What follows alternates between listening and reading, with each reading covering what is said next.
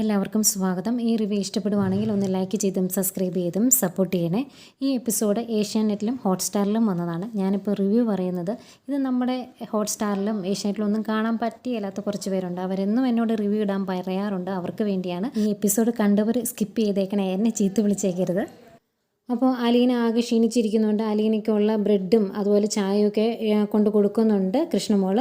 അത് കഴിച്ചുകൊണ്ടിരിക്കുമ്പോഴാണ് മനു വിളിക്കുന്നത്. അന്നേരം മനു പറയുന്നുണ്ട്, നീ പോലീസ് സ്റ്റേഷനിൽ നിന്ന് വന്നു എന്നുള്ള കാര്യം ഞാൻ അറിഞ്ഞു, അതുകൊണ്ടാണ് വിളിച്ചത് എന്നൊക്കെ പറഞ്ഞ് പോലീസ് സ്റ്റേഷനിലെ വിശേഷങ്ങളൊക്കെ ചോദിക്കുന്നുണ്ട്.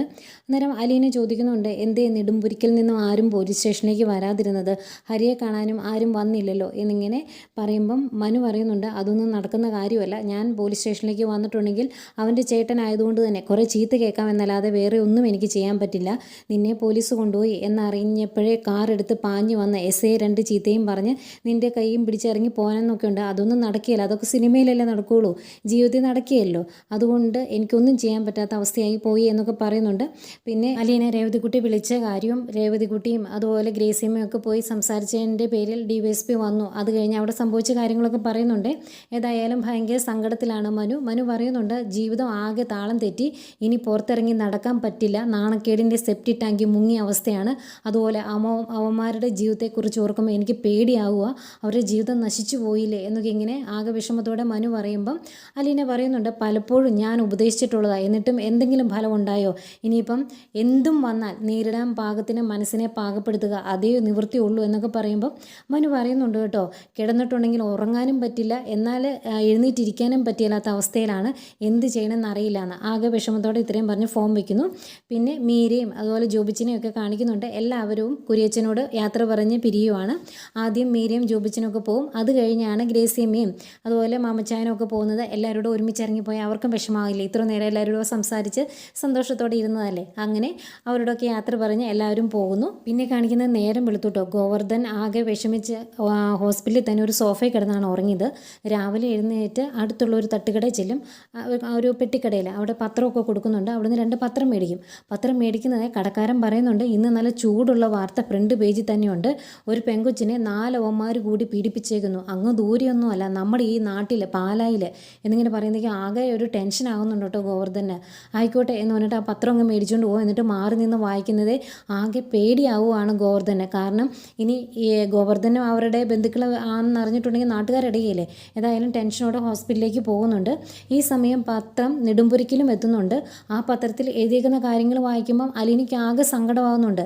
എല്ലാ കാര്യങ്ങളും ഹരി അലീനയുടെ അടുത്ത് തോന്നിയാസം കാണിച്ച് ഓരോ മോതിരം ഒക്കെ കാണിച്ച് പ്രലോഭിപ്പിക്കാൻ ചെന്നത് തൊട്ട് അങ്ങ് പീഡിപ്പിക്കാൻ ശ്രമിച്ചതും അത് കഴിഞ്ഞ് രക്ഷപ്പെടാൻ വേണ്ടി അലീനെ വലിച്ചുകൊണ്ട് താഴെ കിടത്തിയതും തൊട്ട് സകല കാര്യങ്ങളും നല്ല ഡീറ്റെയിൽ ആയിട്ട് പത്രത്തിലുണ്ട്. പിന്നെ ഈ കേസെല്ലാം ഒതുക്കി തീർക്കാൻ വേണ്ടി അലീനയ്ക്ക് ഇഷ്ടം പോലെ പൈസ ബാലേന്ദ്രൻ കൊടുത്തു. അങ്ങനെയാണ് ഇത് പോലീസിലേക്ക് എത്താതെ ബാലേന്ദ്രൻ ഒതുക്കി തീർത്തത് എന്ന് വരെ അതിനകത്ത് എഴുതി പിടിപ്പിച്ചിട്ടുണ്ട്. അതൊക്കെ വായിച്ചിങ്ങനെ തരിച്ച് നിൽക്കുവാണ് അലീന. അന്നേരമാണ് രാവിലെ കൃഷ്ണമോൾ ഒരു ഗുഡ് മോർണിംഗ് ഒക്കെ പറഞ്ഞ് ഇറങ്ങി വന്നെ. അത് ഇത്രയും പ്രതീക്ഷിച്ചിട്ടില്ലല്ലോ. അന്നേരം അലീനയുടെ ഈ മുഖഭാവം കാണുമ്പോൾ എന്താ ചേച്ചി എന്തെങ്കിലും പ്രശ്നമുണ്ടോ എന്ന് ചോദിക്കും. അത് കഴിഞ്ഞ് പത്രം മേടിച്ച് വായിക്കുക. പത്രം അലീന കൃഷ്ണമോൾ കാണാതിരിക്കാൻ വേണ്ടി പുറകെ പിടിച്ചേക്കുമായിരുന്നു. പക്ഷേ കൃഷ്ണമോളെ മേടിച്ച് വായിക്കും. അത് വായിച്ച് കഴിയുമ്പോൾ കൃഷ്ണമോൾക്കും ആകെ സങ്കടമാകുന്നുണ്ട്. കൃഷ്ണമോൾ അലീനയോട് പറയുവാണ്, ചേച്ചി ഇനി എന്താ ചെയ്യുന്നത്? ഇനി നമ്മൾ എന്തിനാ ജീവിച്ചിരിക്കുന്നത്? മരിച്ചാൽ മതി. എനിക്കിനി സ്കൂളിൽ പോകാൻ പറ്റില്ല, പഠിക്കാൻ പറ്റില്ല, പുറത്തേക്കൊന്നും ഇറങ്ങാൻ പോലും പറ്റില്ല, നമ്മുടെ സന്തോഷവും അഭിമാനവും എല്ലാം നശിച്ചില്ലേ, നമുക്ക് മരിച്ചാൽ മതി എന്നൊക്കെ പറയുമ്പം മോൾ അങ്ങനെയൊന്നും പറയല്ലേ, മോൾക്ക് ചേച്ചിയില്ലേ, നീ വിഷമിക്കാതെ എന്ന് പറഞ്ഞ് കെട്ടിപ്പിടിച്ച് ആശ്വസിപ്പിക്കുന്നുണ്ട്. അതുപോലെ നാട്ടുകാരും ഈ വാർത്തയെല്ലാം പത്രത്തിലൂടെ അറിയുന്നു. അവർക്കെല്ലാം ഭയങ്കര ദേഷ്യം വന്നിട്ട് നെടുമ്പുരിക്കലിൻ്റെ വീടിൻ്റെ വാതിക്കൽ വന്ന് ആകെ ബഹളം വെക്കുന്നുണ്ട്. ഗേറ്റ് തുറക്കടാ, നിന്നെ തല്ലിക്കൊല്ലും എന്നൊക്കെ പറയുന്നുണ്ട്. ബാലേന്ദ്രനെയും ചീത്ത വിളിക്കുന്നുണ്ട്. ഗേറ്റ് തുറക്കാത്തതുകൊണ്ട് കല്ല് വെച്ച് വീടിൻ്റെ ഉള്ളിലോട്ട് എറിയുന്നുണ്ട്. കുറേ ചെടിച്ചട്ടിയൊക്കെ പൊട്ടിപ്പോയി, അതുപോലെ ഗ്ലാസ്സൊക്കെ പൊട്ടുന്നുണ്ട്. അന്നേരം ഇത് കണ്ട് പേടിച്ച് കൃഷ്ണമോൾ ഓടി വന്ന് അടുക്കളയിൽ വന്ന് അലീനയോട് കാര്യം പറയുന്നുണ്ട്. കുറേ പേര് ഗേറ്റിൻ്റെ അടുത്ത് വന്ന് ബഹളം വെക്കുന്നു. അവർ ഗേറ്റ് തള്ളി തുറക്കാൻ ശ്രമിക്കുന്നുണ്ട്.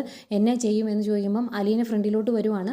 അന്നേരം ഗേറ്റിൻ്റെ അവിടുന്ന് കല്ലെറിഞ്ഞിട്ട് ഗ്ലാസ്സൊക്കെ പൊട്ടി കല്ല് അകത്ത് വരെ വീഴുന്നുണ്ട്. ഇതെല്ലാം കണ്ട് ഇവർ പേടിച്ച് നിൽക്കുന്ന കാണിച്ചുകൊണ്ടാണ് ഇന്നത്തെ എപ്പിസോഡ് അവസാനിക്കുന്നത്.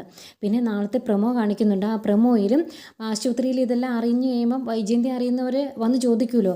അങ്ങനെ ഒരു സ്ത്രീ വന്ന് ആ വൈജയന്തി ചോദിക്കുവാണ്, ഇങ്ങനെയാണോ മകനെ വളർത്തി വെച്ചേക്കുന്നത്?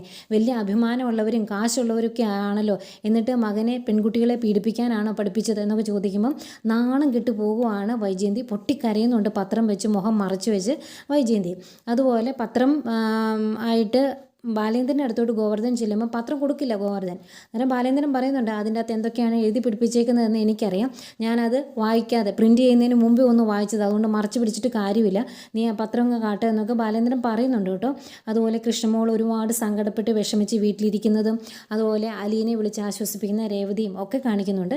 ഇതൊക്കെയാണ് ഇന്നത്തെ എപ്പിസോഡിൽ കാണിച്ചത്.